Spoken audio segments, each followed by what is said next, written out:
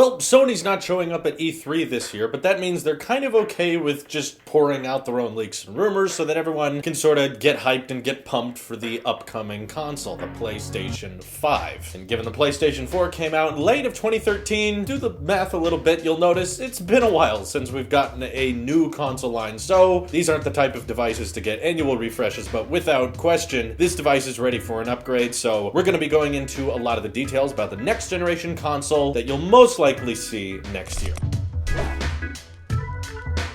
So in the past, consoles have had kind of a big push towards GPU and kind of negligence towards the CPU. Both the PS4 and the Xbox One sport pretty powerful GPUs so that they can handle modern games, but when it comes to CPU performance, they're kind of left in the dust to what a PC can handle. Looks like Sony is hopefully going to be tackling that with the PlayStation 5, with a third generation AMD Ryzen CPU, which is going to have 8 cores in it, and it's a 7nm chip, and it's going to allow for this console to support all kinds of new things. Things like ray tracing, which can help a lot with lighting, and also should allow for more 3D audio so that you can get lots of more immersive experiences when you're playing games on a console, and will of course help everything just be a little bit more speedy when it comes to installing software or installing software updates, as consoles often do get. And AMD is also designing a custom GPU because of course it wouldn't be a console upgrade without a big boost in graphical performance, but we don't know exactly what that GPU is going to be like because it's a custom one designed by AMD, which is based on their Navi line, which people can have a rough guess on how the performance of this is going to go, but while consoles are very well known for not performing as well as PCs, what they do get right a lot of the time is optimization. Optimizing the hardware for the software so that you know when you purchase a game that is PlayStation supported, you can expect this resolution, this frame rate, these graphical settings, and it can be consistent across the board for most games to play. One thing you should be excited for though is that it's going to be cross-compatible with PlayStation 4 games. So that means it's going to be a very gentle transition from the PS4 to the PS5. It won't mean that suddenly games come out just for the PS5 and you're going to have to buy a whole new console. If you want to play these new games, it'll be pretty simple for you to pop in your PS4 games to the PlayStation 5. Sounds like Sony's going to keep around physical media for another year. Personally, as someone who doesn't use it very much for anything, I don't really have a need for it, but I totally understand there's a ton of advantages to physical media, and for people who don't have the fastest internet in the world, being able to install and load games directly off the disc locally, even if you do end up needing that internet connection to get to the start menu, yeah, keeping around that physical media for another generation is going to be very much appreciated, I think, for years to come after the PS5 officially launches. What I have to say is most interesting, though, about the PS5 announcements is that they want to go all in on SSDs, which people in the PC gaming world have had for a long time, but now that it's finally making its way into consoles, that means solid-state drives being a standard is going to make having that faster onboard storage, launching games, loading games, and turning on your console is going to be faster than ever before, because currently all consoles ship with standard hard drives, which do not have as fast of read or write speed as an SSD can get, but SSDs are of course known for being more expensive, which is kind of a running theme that a lot of people seem to be concerned about with the upcoming PlayStation 5. With this higher end CPU and a Navi-based GPU and an SSD for onboard storage as a standard, this thing's probably not going to be terribly affordable. The next generation console might have a lot of parts that are somewhat similar to a $600, maybe even more expensive PC. So how exactly are they going to market a console if it's pushing the $600 budget, possibly even more for those higher storage options? I imagine that in order to keep prices down, they're likely going to have to start off the PlayStation 5 with a 0.5 terabyte SSD, because a 1 terabyte SSD, which they claim has read and write speeds that we haven't seen on PCs before. This is some type of up and coming, really fast and optimized solid state technology, which is probably referring to some kind of PCIe based SSD, which simply means you're not going over SATA, as in like you can plug an external SSD into your console now. Sony's just saying it's going to be faster than just an external SSD. This is going to be taking full advantage of an internal SSD like you would see on more higher end laptops and computers, so that turning on consoles and getting into your gameplay is going to be faster than ever. But personally, what I try to remind people when they start worrying about how expensive the next console is going to be is Sony, Microsoft, they know what they're up against with the PC gaming world. They know that if they price themselves too high, most people are just going to opt in for gaming PC anyway. The only way they can keep people buying consoles year over year is if they put it at a competitive price point, even losing money per sale on consoles if they have to, just to keep people on the platform, because Sony likely makes more money simply from the monthly memberships that people pay for and exclusive partnership deals where they get lots of games that are only available on the PlayStation. Lots of exclusives over there, which means I think the PS5 is going to be pretty competitively priced, even with this higher end hardware, SSDs internally, the new Navi GPU, the 8-core 7nm chip. One flashy number they threw up there was 8K support, which I want you guys to be clear about. We're not talking about 8K gaming, all right? Unless it's Minecraft, maybe. They're probably referring to watching content at 8K if there's something on Netflix that even supports that. I don't think that exists. Also, it's kind of ridiculous to use 8K as a selling point, given there's lots of evidence to suggest that the human eye cannot even detect 8K unless you're comparing it to 4K on 80-inch televisions. Anything under 80 inches that's 4K and 8K are almost indistinguishable. You almost cannot tell them apart. So yeah, I assume Sony understands that after 1440p, gamers mostly just care about frame rates. We really don't care that much about 4K, 5K, 8K gaming. As long as you can really deliver 1440p at over 60 FPS, most people are going to be happy with the gameplay. Maybe some people out there want everything to be 4K at 60. That's fine too. But in the console world, you got to think a little bit more average consumer and a little bit more affordable, because they're not going to release a $600 console. I could end up being wrong, but this is just the way I see it going. Sony will willingly lose money on the sale of the PS5s just because they want their platform to be better. That way you can have more people buying exclusives. They can sign exclusive contracts with game developers so that they get early access to different games that are going to launch on the PlayStation 5. So I imagine that when it launches, it's going to be at a very competitive price point at $500, particularly given it will be up against a PC market where in order to get a PS5-like experience, you'll likely have to end up spending closer to $600 on a PC to get the gameplay that will be possible on the PS5. So what you can expect is definitely a lot of over 1080p gameplay that will be at very high frame rates. If they can support an 8K video output, that means they're putting in either the latest version of HDMI or maybe even the later versions of DisplayPort technology so that you can plug this in to very high-performing monitors that can support those higher frame rates and higher resolutions. Now, I don't care too much about PlayStation VR, but I do think it's worth mentioning. They're saying that the current PlayStation VR headsets are, of course, going to work with the PS5. I'm sure that the gameplay will likely run a lot better now that it's going to have these custom AMD graphics cards and much better CPU support. And in their comparisons, where they had kind of a rough demo of what the performance of the PlayStation 5 was going to be like, they did say, like in the more recently released 2018 Spider-Man, loading times for a map that would before take 15 seconds will now take under 1 second to load, thanks to these new GPU architectures and because of the very fast, very optimized Ryzen 3rd generation chips. Now, he didn't detail too much about the controller itself, but there have been some rumors down the line that said that there's going to be some type of touchscreen. That's getting more into the speculation. Today, I just wanted to tell you what kind of Sony has confirmed themselves, which sounds exciting. In regards to design, they didn't give us anything like that. We don't know what it's going to look like. I imagine probably won't look too different from the PS4. Maybe they'll make it more shiny or glossy, but at the end of the day, consoles are never terribly pretty. It's just kind of big black boxes with slightly different designs on them, usually made out of plastic to save money. And I do think it's quite interesting that we're getting, finally, after all these years, a lot of PC-like features into everyday consumer consoles that will be very high-performing and quite optimized so that you can just unbox it, plug it in, and immediately start playing games on a very, very high frame rate and resolution. Let me know what you guys think of the PlayStation 5. Are you interested in getting one? Did you just pick up a console and now you're annoyed that perhaps even next year there's going to be a new one? All that good stuff. Let me know what you're thinking down in the comments below. Thank you guys for watching, and I hope you have an excellent day. Take care.